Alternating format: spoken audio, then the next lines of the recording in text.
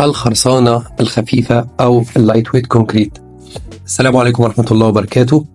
حلقة جديدة من شغل جودة حكاية موقع. النهاردة هنتكلم عن بند لطيف بنقابل البند ده كتير جدا جدا دلوقتي في كل المشاريع، وانك انت لما بيتوصف عندك بلازا او روف هتلاقي دايما في بند فوق خرسانة او فوق البلاطة بتاعت الروف او فوق البلاطة بتاعت البلازا اسمه لايت ويت كونكريت.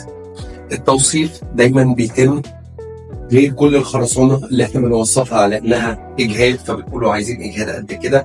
في الحالة دي هتلاقيه بكل بساطة موصف لك الخرسانة على انها وزن معين، مثلا بيقول لك 700 كيلو على المتر مكعب، 800 كيلو على المتر مكعب، 900، 1000، 1200 حسب الرقم اللي هو كاتبه.